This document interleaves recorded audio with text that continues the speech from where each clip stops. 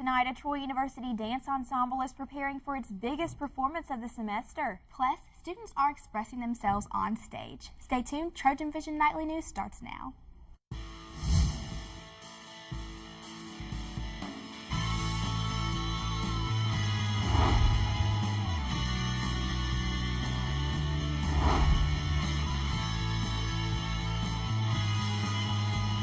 From the worldwide campuses of Troy University, this is Troy Trojan Vision Nightly News. Hello and welcome to Trojan Vision Nightly News for February 8th, 2011. I'm Jasmine Bailey. And I am Rachel Ellis. Thank you for joining us this evening.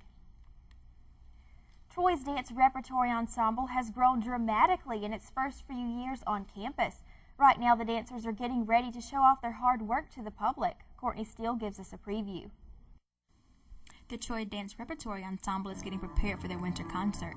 At this concert, dancers will be performing several different styles of dance for the audience. This show is going to be very versatile. There's a bunch of different kinds of choreography. There's lyrical, there's modern, there's hip-hop. There's just a bunch of different styles of dance that people may have never seen before. This would typically be the ensemble's second show of the school year, but because they did not have a fall show, they were able to use that time to learn some dances from some famous choreographers, and will even get the rare opportunity to dance with one of them as well. One of our student choreographers is Christy Crawford. She's from Alabama. She's been a great addition to us this year. She's only here for a semester, but I wish she was here longer. She's an awesome spirit, an awesome choreographer, and we love to watch her solo. And also, we actually have some professionals dancing with us. John Mark Owen, he is actually from New York, and then a few of the other professionals just choreograph dances, but they're unable to be here this weekend. Dancers also tell the audience what they can expect to be different about this show in comparison to shows in the past.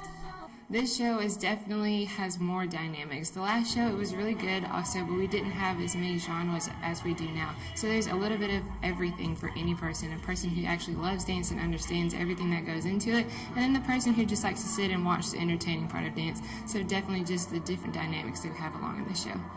The dancers said they are excited about the upcoming show and tell the audience they can expect to be amazed and to be entertained and to use their minds to figure out their own kind of story that goes along with the dances, and then to laugh and then to cry and everything. Courtney Steele, Troy, Trojan Vision News. The Winter Dance Concert will be this weekend with performances on Friday and Saturday night at 7:30 in the Claudia Crosby Theater. Tickets can be purchased in the Trojan Center box office next to Barnes & Noble. Summer is just around the corner, and just like every summer at Troy University, the campus will be overflowing with incoming freshmen going through Impact orientation. But one very important factor about Impact are the student leaders. And this week, students will get the chance to learn about how to become an Impact leader. It's that time of year again, the time when high school seniors begin to make plans for college. And just like most Troy University students, the incoming freshmen will go through Impact during the summer. But what's Impact without Impact leaders? Intra-sessions for Troy students are just around the corner, so if you have good leadership skills and think you can represent Troy University, listen up. The inter-sessions were taking place this Thursday, February 10th at 6 o'clock here in the admissions office. We also have an inter-session on Tuesday, February 23rd at 3 o'clock in the Trojan Center, room 119. And that's just where any student that's interested in becoming an Impact leader this summer can come and find out a little more about what's required, what the interviews, when the interviews will take place. It's not a requirement for students to attend an inter-session if they're trying out. It's encouraged, but it's not a requirement. Just showing interest is the first step to becoming an Impact leader.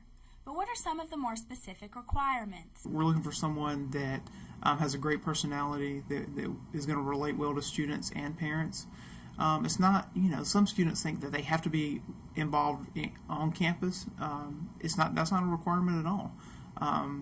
We want some students that are involved, but we want students from many different backgrounds, because there are going to be about 1,400 students coming through Impact this summer. We want students, Impact leaders, that can relate to the students that are coming. So if you are interested in becoming a 2011 Impact leader, the inter-sessions will provide an array of useful knowledge, so don't forget to attend. There will be a couple videos that are shown from last year's Impact Leaders. We'll have a couple Impact Leaders that were with us last year in the summer of 2010 that will come and just talk about their experiences, kind of let the students that are interested know what to expect as a leader. Jasmine Bailey, Troy Trojan Vision News. Applications are available at the admissions office or on the Impact website and are due by February 25th at noon to the admissions office. Troy's chapter of the National Association of Black Journalists is celebrating Black History Month by bringing the spirit of an iconic African American landmark to Troy. The NABJ will present Apollo Night tomorrow night. The talent competition is based off the popular longtime television show It's Showtime at the Apollo, where the audience decides who wins and who is shooed off stage. The only difference is, instead of the legendary Apollo Theater, this will take place in the Trojan Center. Apollo Night is a talent show where the audience actually gets to be the judge. It started in New York, and we're bringing it to Troy the Trojan way. We have dancers, singers, rappers, and poets, so it's going to be really fun. The tickets are $1 with a canned good and $2 without at the door. Apollo Night starts tomorrow night at 7 in the Trojan Center Theater. And now taking a look at news from around the state. A Grove Oak man accused in a pair of sexual assaults will serve about 3 years in prison. Christopher Todd Ritchie pleaded guilty to reduced charges on both cases. Ritchie pleaded guilty to second-degree rape in a case from last year. A few months after his arrest, another woman reported that the man raped her in 1990. And next in state news, Guntersville police say they've arrested a 31-year-old man who escaped arrest twice the day before. Police found Barney Peppers Monday at an inn in Guntersville and turned him over to the Marshall County Sheriff's Office. And last in state news, a federal judge has revoked the bond of Country Crossing casino developer Ronnie Gilly and sent him to jail pending his trial in April. The judge ruled yesterday after listening to former Country Crossing lobbyist Jared Massey testify that Gilly offered him a financial incentive not to plead guilty in the case.